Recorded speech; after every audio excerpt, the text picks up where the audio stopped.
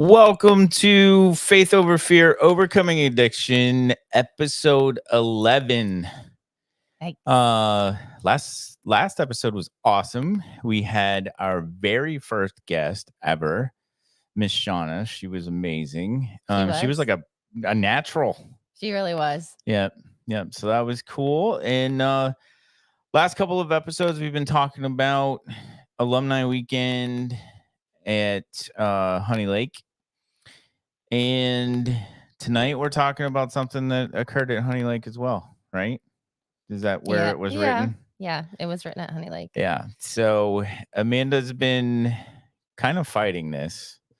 It's a story that she's wanted to tell, but hasn't been very sure. I still don't, if you can tell by the look on her face, I still don't think she's very sure. So, you know,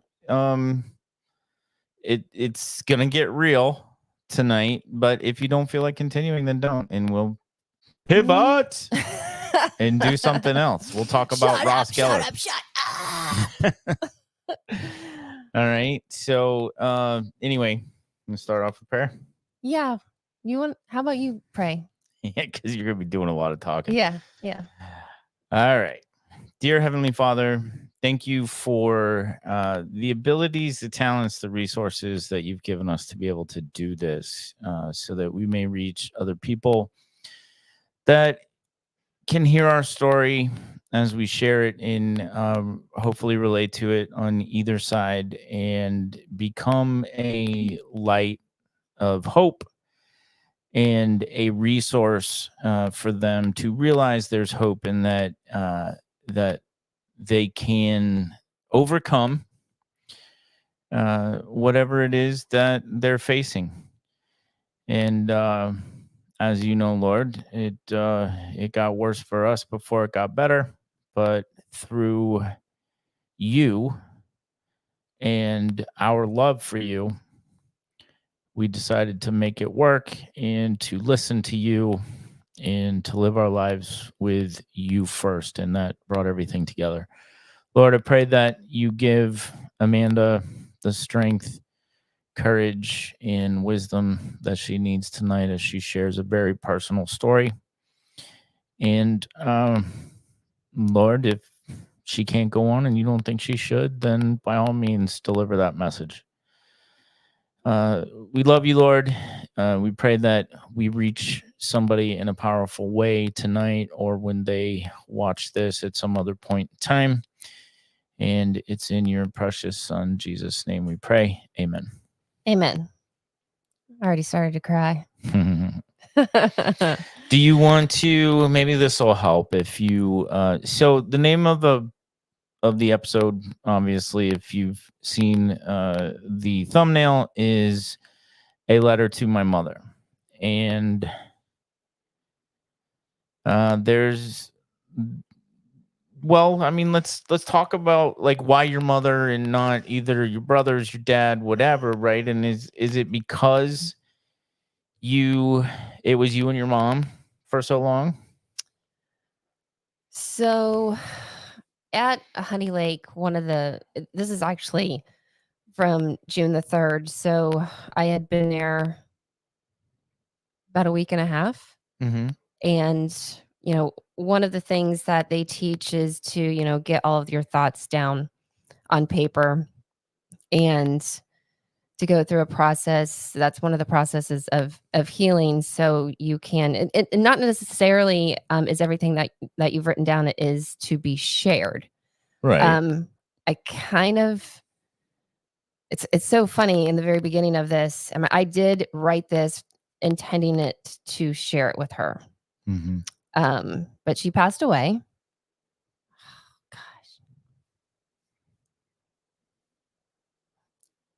2 years ago on Monday. And we never really got to get through everything and talk about everything. I forgave her for a lot of stuff. But I'm mad at myself that I wasn't able to kind of talk to her. Yeah. She was would it be fair to say that because my my perception, knowing the family all these years and everything, is your mom didn't like to talk about stuff. No, I mean, and that's one Not thing deep. I've learned is, how I feel is we're only as good as what we have learned ourselves. And so I think Mhm. that, Unless she you was, break the cycle. yeah, so she was brought up in a generation where not a lot of Mhm. parents talked with their children, not a lot of deep conversations. And, when she was in the hospital, I kick myself all the time because I kind of wish I would have asked her things, but at that she was ready to go. Mhm. And so I guess, loving her as much as I didn't want to bring up old scars and, Sure. right before that. And so, um,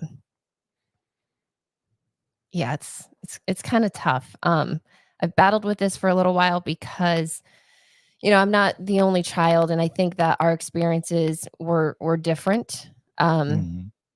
for whatever reason that may be. But I remember one of the counselors at Honey Lake, like when I was telling my story, and this is only a piece of it. I don't want to say it's a small piece. It's a chunk of a bigger piece of, how I grew up. But I was talking about certain things that had happened to me. And I remember one counselor saying that don't make excuses. Your feelings, what your perception, everything that you went through, don't make excuses. Don't. And we sit there and we think Like what you mean by don't make excuses is they're valid they're because they're valid. yours, right? Right. Right. I even heard you say something along those lines to Shauna when she was sharing her story, because it's important to realize that.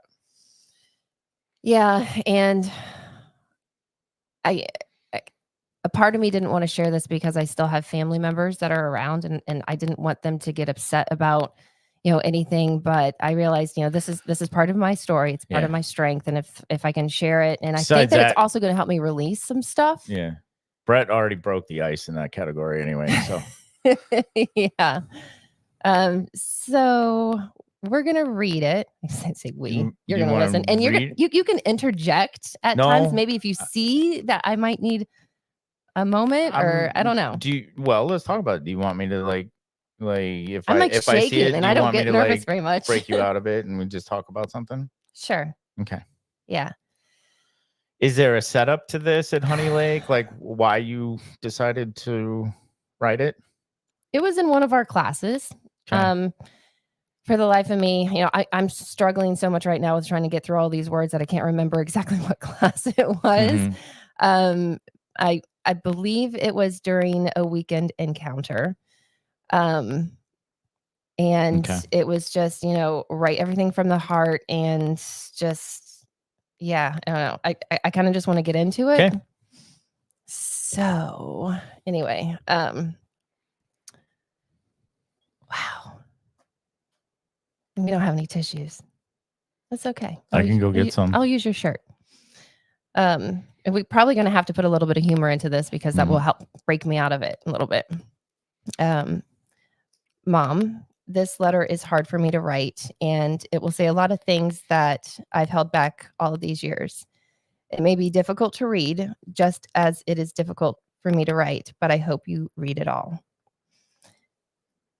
There are many things I just don't understand. The main thing is why you did not care enough for me. And then an extension for my girls and my son. I used to be downright angry with you for all of the years you never showed any interest or care for me. Now I'm just tired and I'm trying. You know how I mess up my words, right? Yeah. Yeah. I definitely did it in this Mhm. letter. Now I'm trying. Now I'm just tired and I'm trying on learning how to forgive you. What do you think? What do you think I may be struggling with to forgive you for? I'll list them. I'm a big lister. Number 1, years of neglect. My formative years all throughout high school. You never came to any school or cheer events. You never talked to me and taught me basic hygiene habits to the point where I was bullied because of it. I will do a side story for that. Yeah. Kind of a funny thing. So I got my first year in cheerleading was in 8th grade. Mm-hmm. 8th grade. So I was 13. And I remember it was the summer before 8th grade and we're practicing and everything. And there were 7 other cheerleaders. And there was this one moment and the cheer coach was there too. And we're all talking about, stuff and whatever. And then the coach was like, is there anything that anybody wants to share? And it's like, I know that they had talked about it because all of a sudden everyone's looking at me. And I can't even remember the name of the girl who said it, but she's like, Amanda, you stink. Like literally, my mother had never even shared how to never bought me deodorant. I don't want to say never because eventually, she did. Yeah. But I mean, 13 years old, you got some funk. Yeah. And I certainly did. I don't want to throw our son under the bus, but so gosh, I'm shaking. So I remember all through 8th grade and then a little bit into 9th grade, I moved for my 10th grade year, but I was known as like Stinky Amanda. Yeah, it kind of sucks. And that was back in the day, if you remember, Exclamation, that perfume. Vaguely. Maybe you don't remember it, but it was like this really cool. I didn't know perfumes as much. It was more about Drakkar Noir. It was Drakkar Noir. And Cool Water. I love that. With my Cool Water cologne. Yeah. So that was my number 1. Number 2.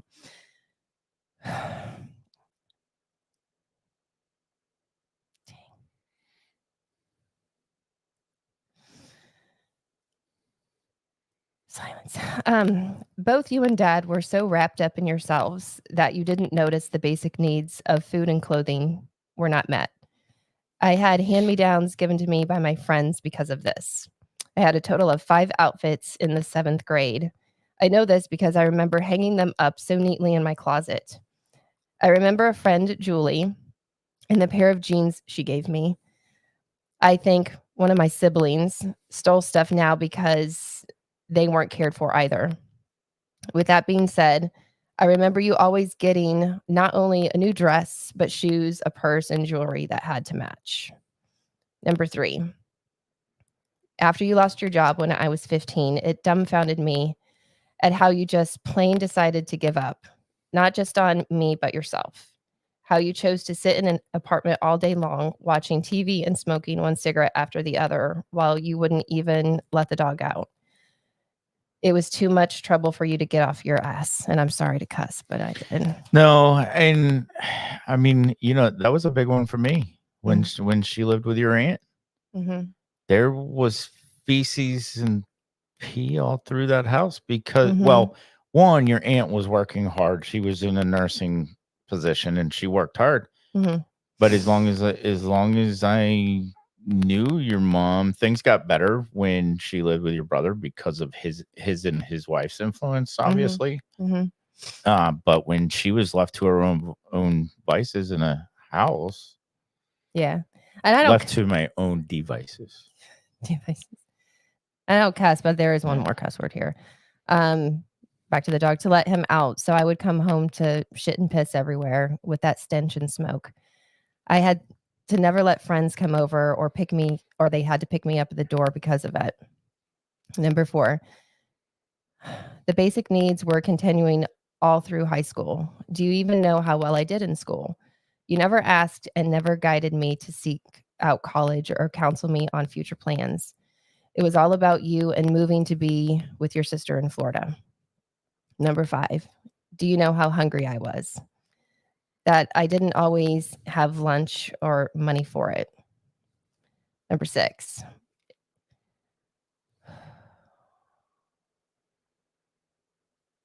if there is,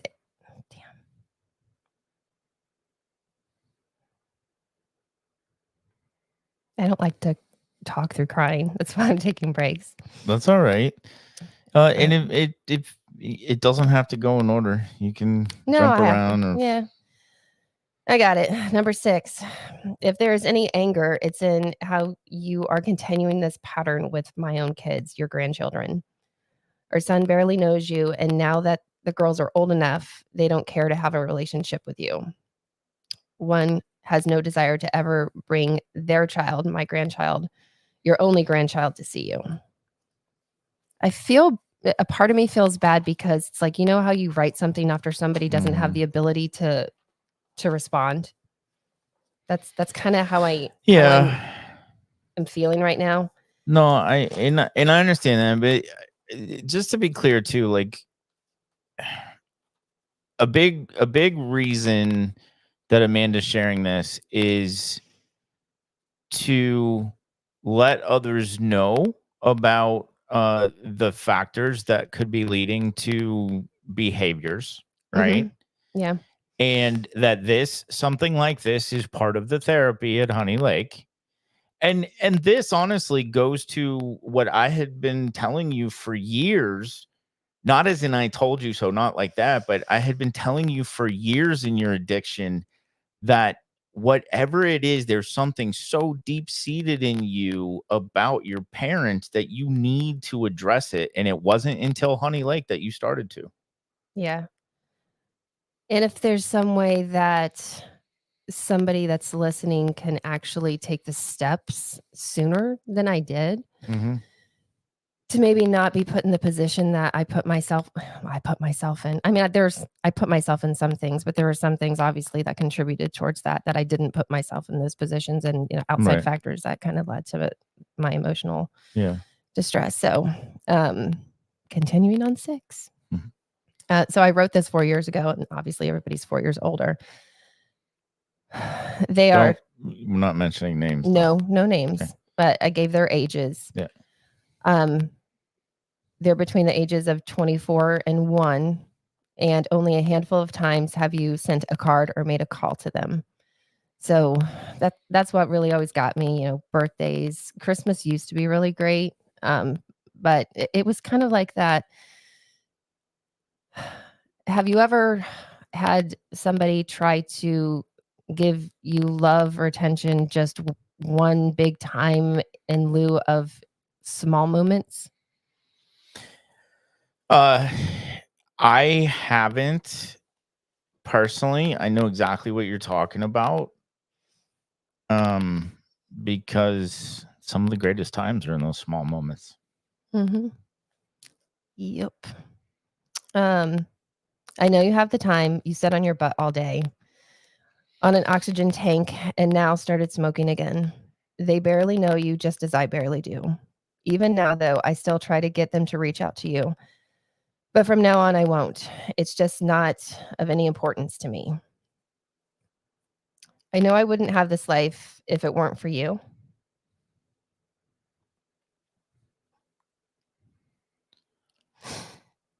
And I'm truly grateful.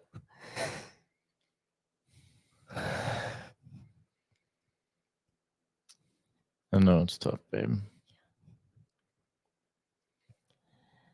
I've been punishing myself for all these years because you scarred me into thinking I was never good enough and didn't deserve attention or love. That stops now. I don't need your approval, acceptance, or love. I have so many beautiful people that do that for me every single day.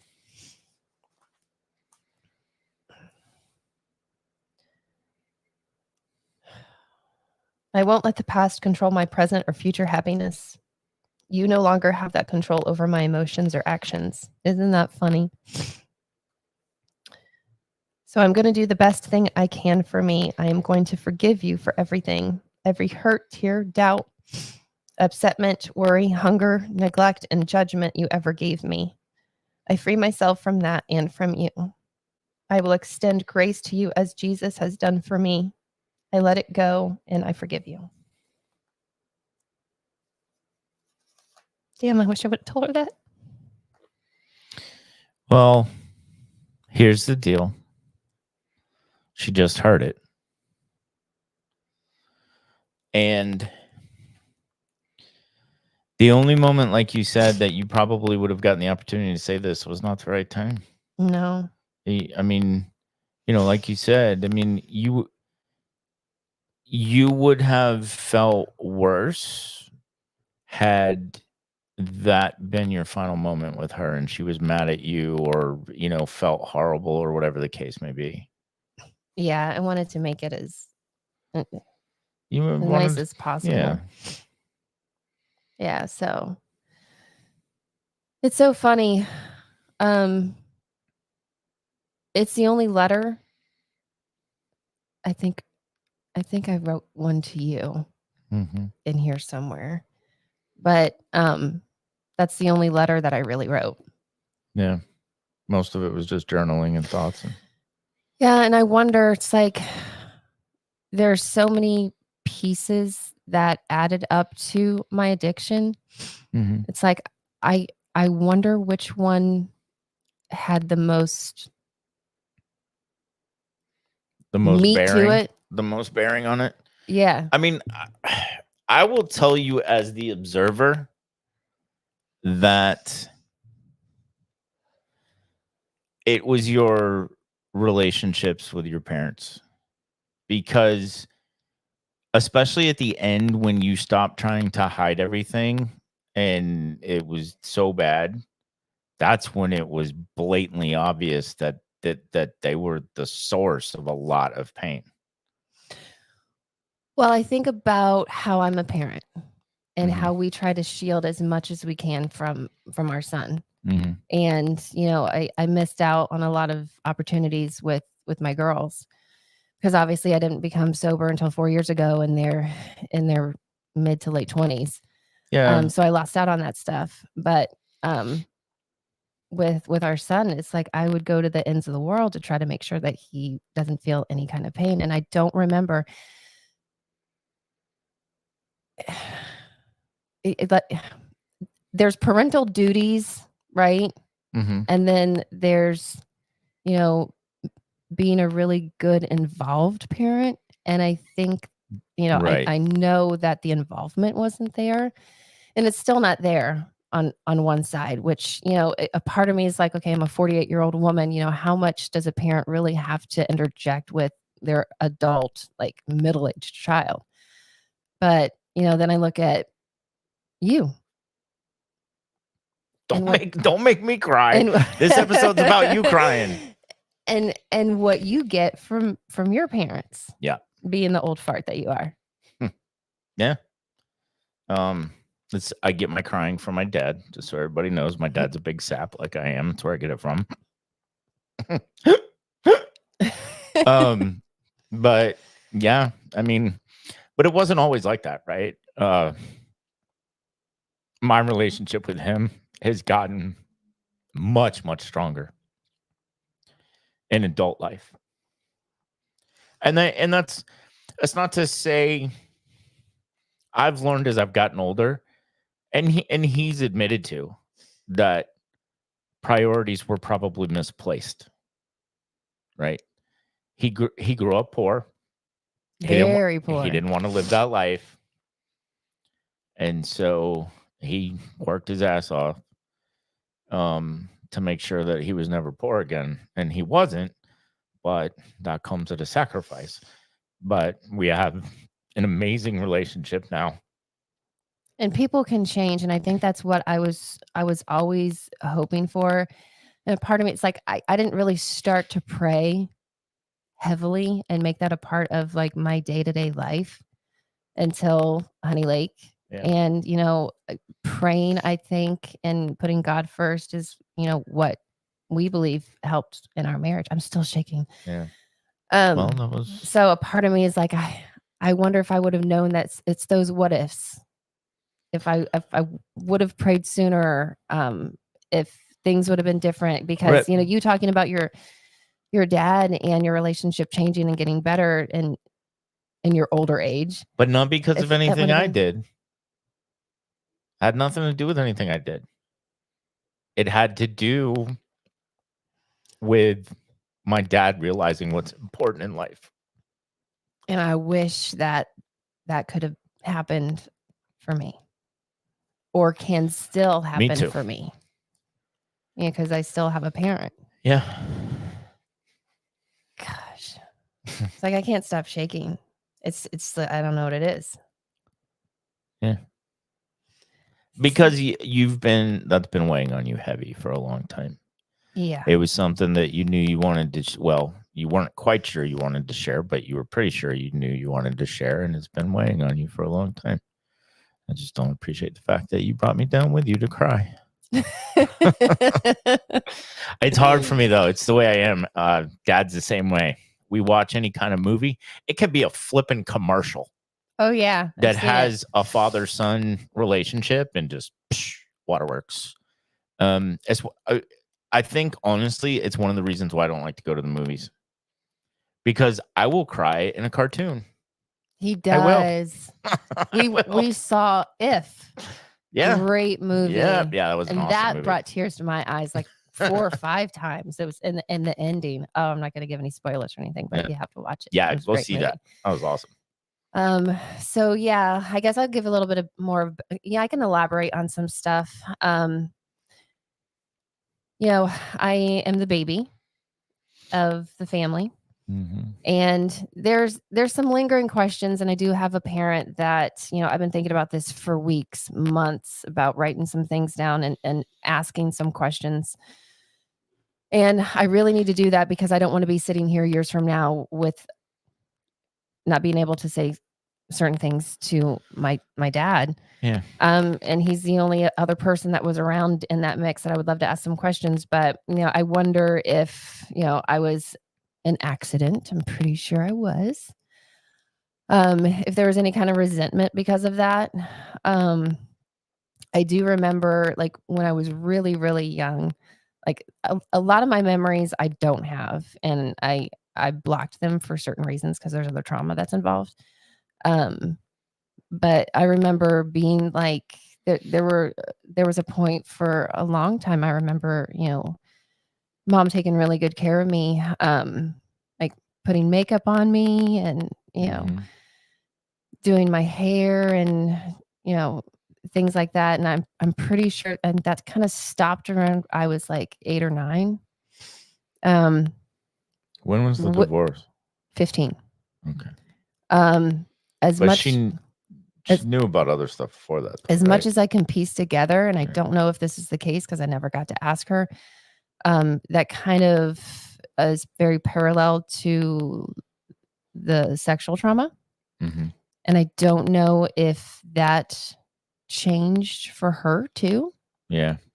But I remember not being like her little, doll anymore. And it's kind of funny. My youngest daughter had told me, it was quite a few years ago.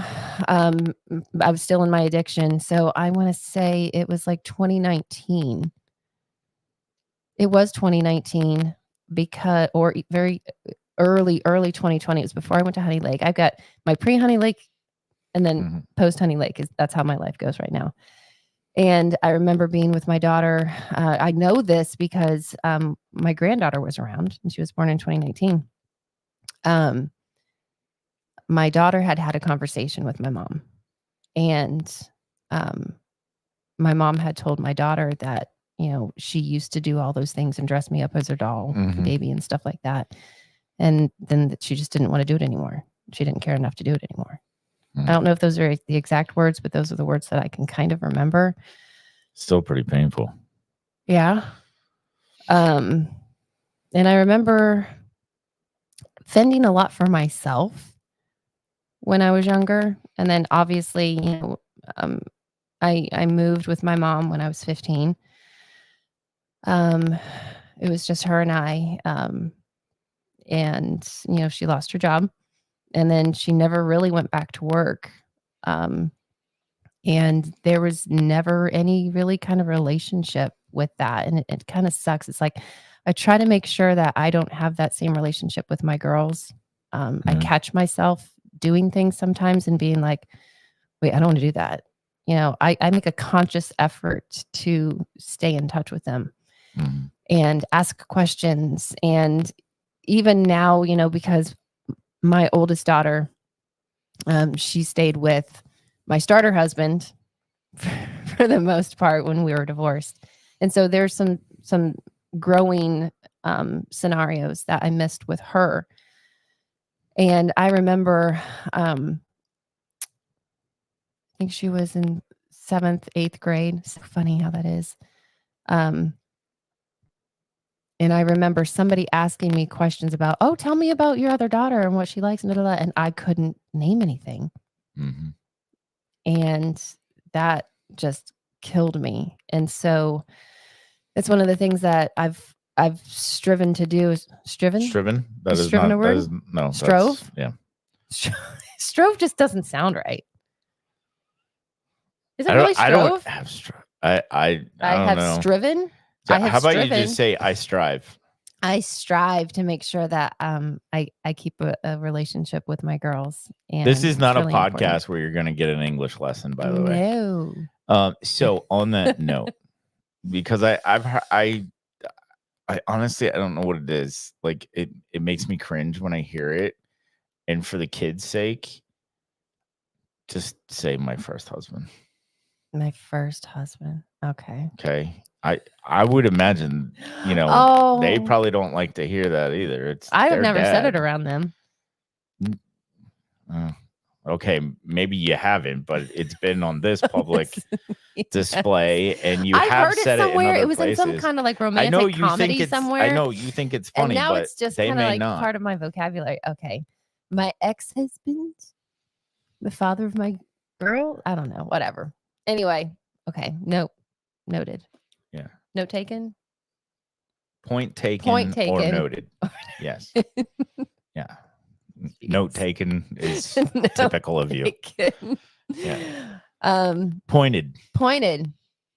Note taken. Pointed. I mean, so yeah, like it's so funny what your brain has you remember. So I was a cheerleader, right? And fun fact about Amanda, I used to have these gnarly ingrown toes. Really? He calls me hammer toes sometimes. I haven't done that in a long time. Years. But an ingrown toenail on like your big toe is massively painful. And it's like, I don't know. I didn't know that I could go to my parents, and this is where I get to the, well, maybe it was me kind of. I didn't share things that was going on with me. But then again, it's like, how often do we ask our son, what's going on with you? And I ask the girls, what's going on with you? We're involved every second. So I remember like in 8th grade, I would, and it's kind of going to get not too nasty, but I would pick at it, right? It's an ingrown toe, pus and Like all that jazz. What was it Black Swan with the ballet dancers that were pulling their toenails off? Yeah. They were, yeah. It didn't get to be that bad or anything. But so that was my mental picture when you said that. So my junior high colors were red and gray. We were the Rough Riders, Roosevelt Junior High. And I had red socks. And so anyway, it was my right big toe, and I'd pick at it and stuff. And so somehow my socks, and I only had one pair of socks, got all messed up and stuff, and it got a big hole where my big toe was. And so we had gotten a brand new gym at the end of my 8th grade year. Mm-hmm. And so we would start cheering for basketball in this gym. But there was one rule, like if you walked certain places, because the floor was so new, the school told us that we had to take our tennis shoes off. That doesn't make any sense to me now. I mean, it's a gym. But I remember being there, and I was so embarrassed because I had this hole in my sock. Because your jagged ass toenail my jagged toe ripped a hole in it. Yeah. And so it's like I never shared with my parents, I need another pair of socks. I don't know if I felt like I was complaining, or I don't know. It's just like basic needs. I guess I never felt comfortable enough to share that with them. Yeah. Yeah. Who knows? I'm still shaking. I wish I could just get over these shakes, but I was really upset when, and here's something. It's so funny what your mind brings up. I remember I was riding in the car. It was the Pontiac Grand Am. I believe it was green. was either blue or They were green. always green. Okay, it was green then. It wasn't blue. That's hilarious. Or it was so the green that the Pontiac Grand Am came in that everybody had was like a bluish green. Okay. All right. Well, good. Everybody had that car. So it was like the middle to end of my 9th grade. And it had to been towards the end because I remember it was warm outside and she had picked me up from school and we were driving and she's like, I've got to tell you something, your father and I are getting a divorce. And it actually rewind for a second before that. We didn't get, or at least I didn't get a whole lot of treats. Like, if our son wanted to have a soda, which we don't drink soda, or go to Dairy Queen, which we go to Dairy Queen very often. Like soda. No, Dairy Queen is way, way too close to our house. And we go at least 3-4 times a week. I'm probably going to go after this. The last few podcasts, that's exactly where I've gone. Last night when we were doing a Honey Lake alumni call, Shauna, who was on our call last night, she was watching him eat ice cream because I went to Dairy Queen last night. So anyway, so if our son would like to have something, boom, we're going to go get it. But I don't remember getting a whole lot of like little treats and things like that. And so she had picked me up and we went to a gas station and she's like, I'm going to go get, a soda and a candy bar. Do you want anything? Actually, no, I'm completely wrong. She told me about the divorce first and then she pulled into the gas station. Do you want anything? Because she was trying to like soften the blow, I guess. Okay. But I remember that because that was so outside the norm that it made a big impact. Mm-hmm. And it's little things like that. It's just, again, those small moments that you're just like, and I don't remember ever really talking to her or my dad about, their divorce. So, fast forward a little bit we moved to Beckley, West Virginia, June of, 1990. Yeah, 1990. And she had this great job at a jewelry store that is defunct now, C&H Rao. Had you ever heard of them? Nope. It had to have been like a regional thing. Yeah. So she's going to be a manager there. And, in my story, when I was mentioning about, her dress and shoes and jewelry and hair and everything like that. I mean, that I completely mean that. She would go all out and she looked great when, I remember this one green dress that she had and stuff. But she would put herself all together for the job and whatnot. And we were only in Beckley for like 2 months. I didn't even start school. I went to go start school, which weird. I'm not sure if they still do this in West Virginia, but their high school, at least where I was 10th, 11th, 12th grade. And I was so used to 9th, 10th, 11th, 12th. And I was just so annoyed because I'm like, now I have to start as a like freshman again, be a new person and in the lowest grade and blah, blah, blah. Yeah. Some states, some regions, because my mom was familiar with that type of thing too.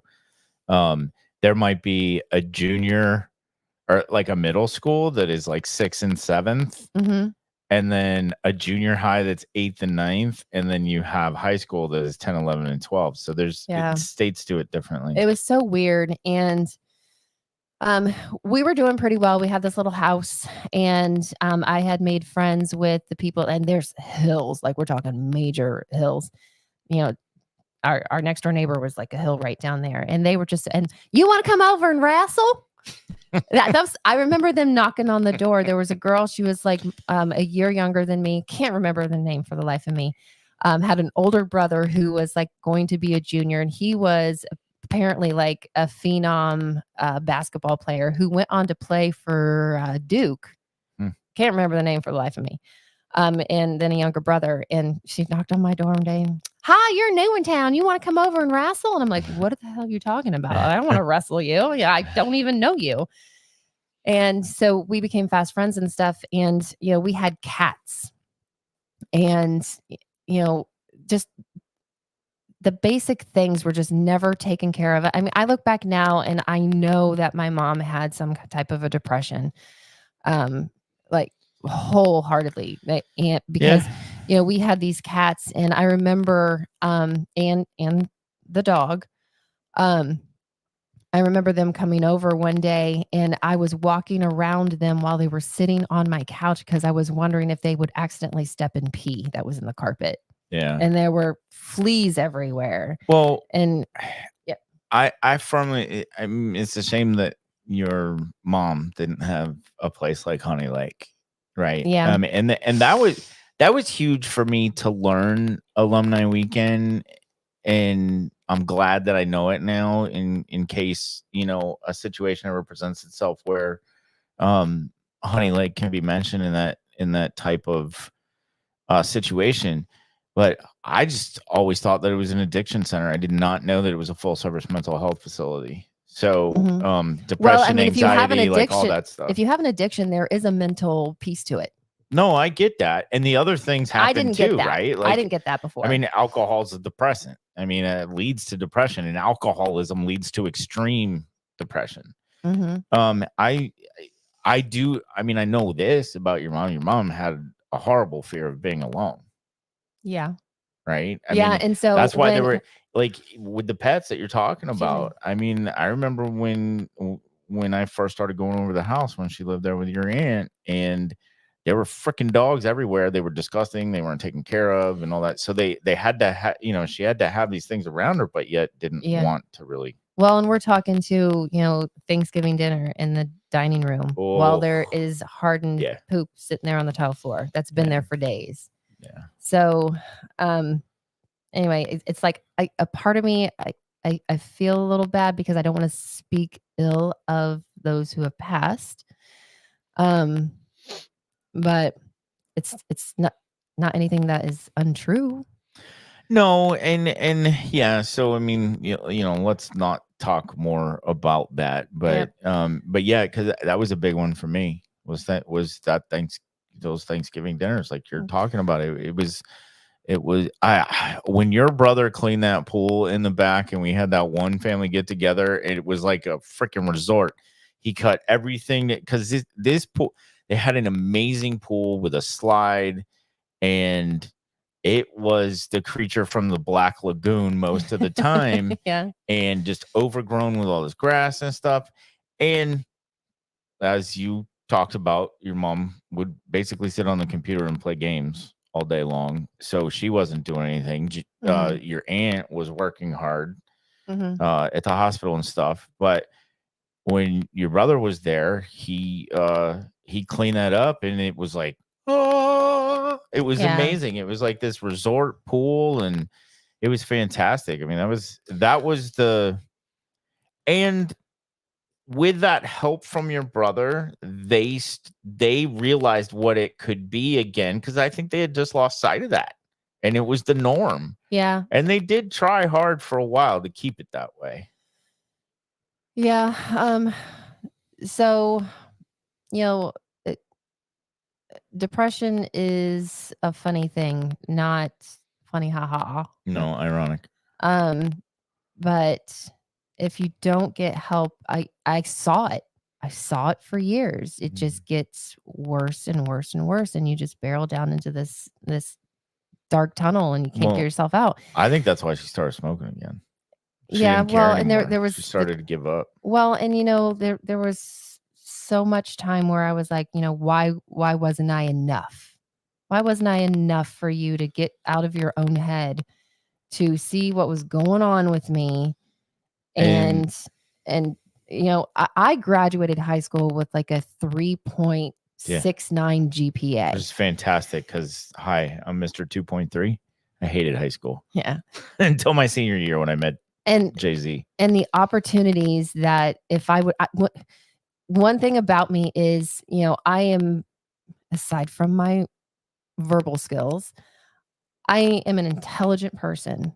I've Your got verbal skills are fine. Your cliches are horrible. I mean, I've got 2 business licenses. Yeah. I've coached people. I'm trying to get my degree. I have the drive to want to better myself, and I really had no idea about common sense or the real world for a really long time. Like, I thought that once you graduate high school, you find somebody, you get married, you have kids, and that's exactly what I did. because I didn't know that there were other things that were available to me, because I never had those adult conversations with, here's what you could do with yourself. Yeah. And that it's so funny, because it's like I wonder what I could have been, and I cry sometimes, not because of, you know, I'm hurt, except for now, obviously, Mm. too much about the past, but I cry like a special song, um, like Dear Alcohol by Dax. Yeah, that's a great That's a song. great song. You should listen to it Yeah. for sure. There's And a Depression is a mhm. song that he has, That's the new DAX. one. And Dear Alcohol is actually a fantastic one, especially like for the so it's funny because I was listening to all these people long before we started this podcast, Mhm. and like Jelly Roll and Dax, their music just hits home for this kind of stuff. But there's a special version of Dear Alcohol that you really need to look at on YouTube, and it's where he did an open verse. So Open verse contest. yep. Yeah. So there's a video of him singing the choruses and people all over the world filming themselves singing and making up their own verses to Dear Alcohol. It's amazing. Go It check is. it out. We'll link to it in the notes and Yeah, description to need to this. do that. But I cry because, I think about, what could I have been if I had the right guidance? And but obviously now I wouldn't want to change anything, because not only my life would have been affected, but all these wonderful people, my girls, my son-in-law, all of these things would have been affected, and I'm exactly where I know I need to be. Yeah. It just kind of stings sometimes, because I know it makes me a better person, because I am breaking that generational curse. Mhm. It just, whatever you're going to say. Well, I think what you're getting at, or at least what I'm hearing you say, the way I'm interpreting it, is you wonder because you have achieved so much of your own through your own hard work. Imagine where you could be now had you I had the started early. guidance and started earlier, because you had the guidance for your parents. Yeah. Yeah. And I think one of the things, with you saying, um, why was I never enough? And that led into your relationships with men as well. Absolutely. Um, but the one thing that I've been witness to with all this, you talk about your professional licenses, your mom knew you were going to college, um, all of this stuff. And like my dad tells me, and my mom too, how proud they are of me with the slightest little achievement, going to teach in Memphis last month. You brushed your teeth today. All right. No, the accomplishment would be if I brushed my teeth at night. But anyway, we don't need to talk about Brett's hygiene That's issues. right there with my ingrown toenail. But you know what I mean? So, and I have witnessed that you have 2 professional state licenses. You're going to college. Even just for the mother that you've become and all that. But I mean, really look at those achievements as far as that, your professional licenses and everything. And I mean, it's been not nearly as painful, but I mean, I've paid attention to it, witnessing that, um, if it wasn't for your kids and me and my family, I don't know where you'd get the atta girl from. Yeah. Well, I mean, I do have a lot of really awesome friends and supporters in my Honey Lake alumni family. Is just amazing. Um, real quick too, it's like I try to piece together how I became an alcoholic, and that neglect, and because we know my love language, again, praise, words. Again, I've said this on a but again, I know I said this on a previous episode. I still love gifts. But yeah, those words of encouragement are huge to me. And I think a big piece of that is because I never really got it growing up. And so seeking that love and attention, and with male suitors in the past and everything, I'll tell you what, I would drink a lot back then because I needed to feel comfortable enough around people and around fellas, and that was like the scene Well, anyway. you clearly were stone cold sober that night at the Continental when you were in your Indian outfit then, because you didn't say a freaking word to I me. was. I was. I remember that night. So Brett and I, it's so funny. So we have been dating for 20 years. Like May of 2000 of gosh, holy cow, of 2004 is when we started dating. But we knew each other a few years before that. Mhm. And he's talking about one time because he's friends with my brothers, and there was, he's a dart player. We were and having a DJ night at one of the dart bars that we always Yeah, played at and in I had a Sarasota. boyfriend, and that's really why I wasn't paying any attention to you. I had a boyfriend, but we would see each other out and about in certain places, and our paths would cross, but nothing ever really transpired until May of 2004. But yeah, I drank for so many reasons, but there are a lot of times I drank because I felt like I didn't have enough to bring to the conversation. Um, I I see people around me now that remind me, and not that they're an alcoholic or anything like that. I see characteristics of how I was, um, where I couldn't think for myself.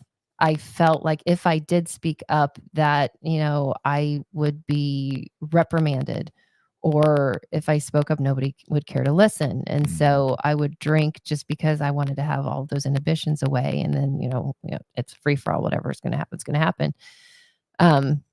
And then obviously it got to the point where it did for other reasons and issues and things on top of that. That'll be in another episode, I'm sure. But yeah, a lot of it stems from how I grew up and feeling like I was alone, and I just wish it could have been a little bit different. But that's one reason why we're doing this, is so if there's somebody out there, and I know that there's some other patients, alumni from Honey Lake, and we talk about family a lot.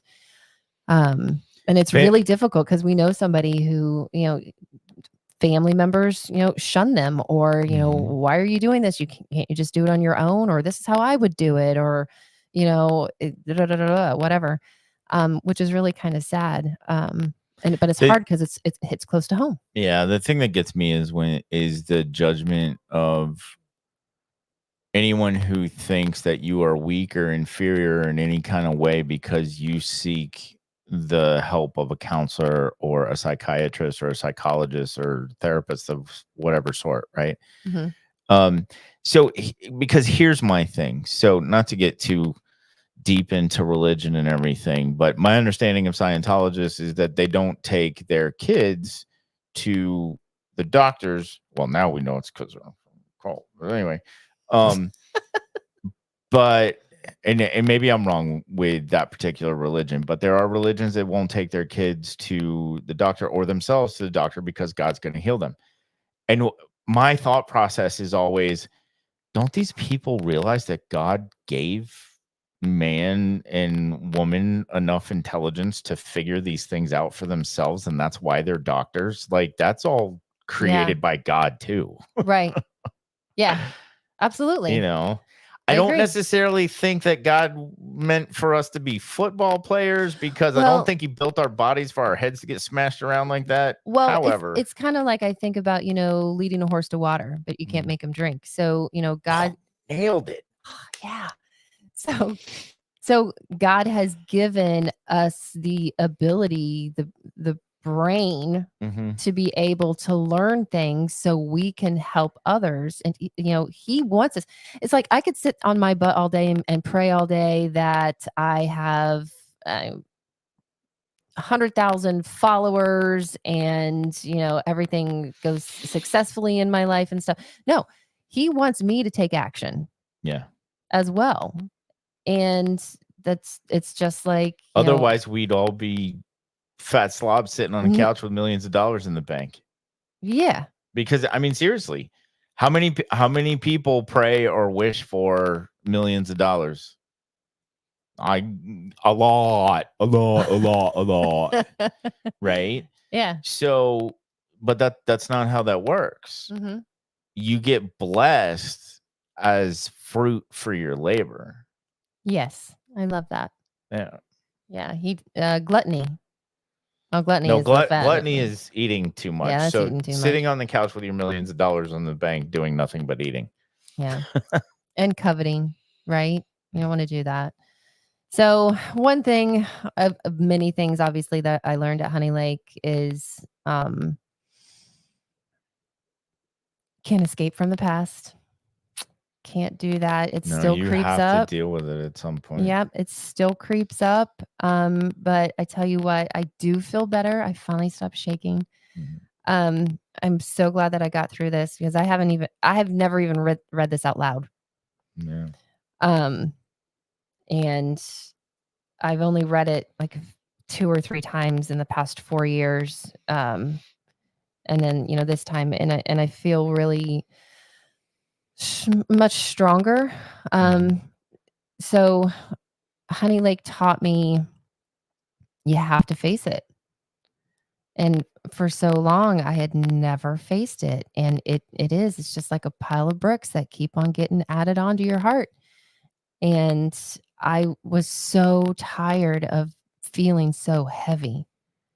Obviously, when I went to Honey Lake, this wasn't the reason why I went. I went because I needed to stop drinking. And like I mentioned in a previous episode, on our way to Honey Lake, that's when I found out it was like a mental facility. I had no idea. I'm like, why am I going to a mental facility? I need to go somewhere to help me stop drinking alcohol. Yeah. But I had to go and unravel all of this junk.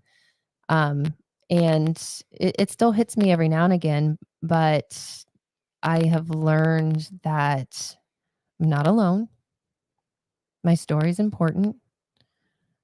Everybody has a hurt, hang up, struggle. But facing it head on is really how you have to tackle that. And the only way that I was able to really get through everything is with God. Yeah.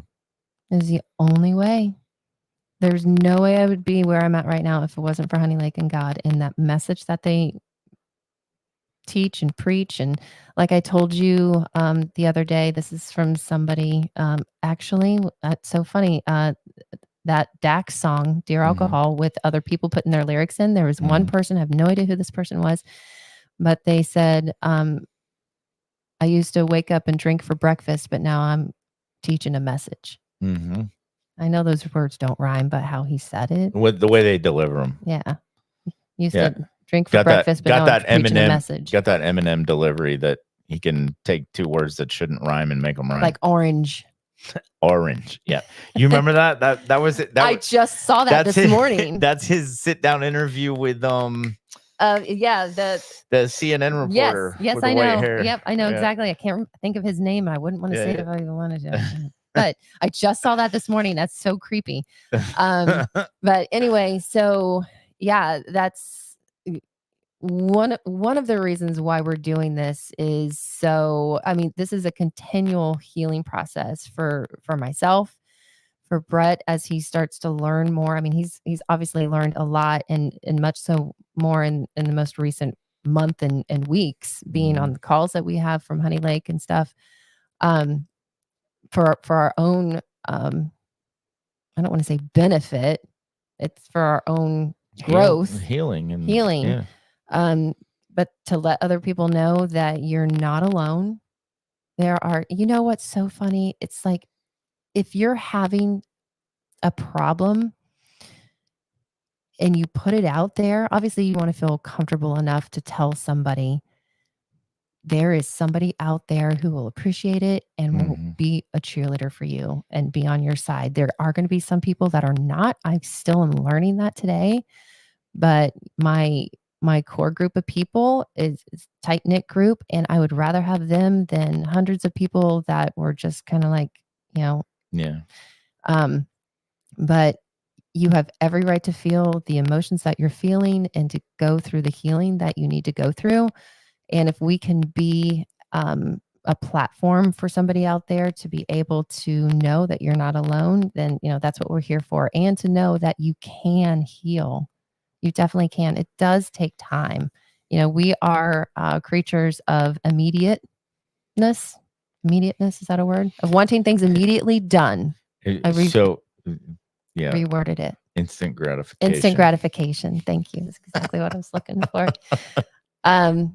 But here's the thing, you can wallow in not trying to take a step forward and continue to be stagnant in whatever's going on, or you can at least try to take that step. And instant gratification, it's not going to happen. We still have some setbacks. We're human. It's going to happen. But you will feel so much better once you just take that initiative to try to, get help for yourself. And it's always in God's time. It really is. No matter how much we try to force it, rush it, whatever the case may be, it's almost like if you do try to force it and get there faster, it's almost like that's when he throws a curveball.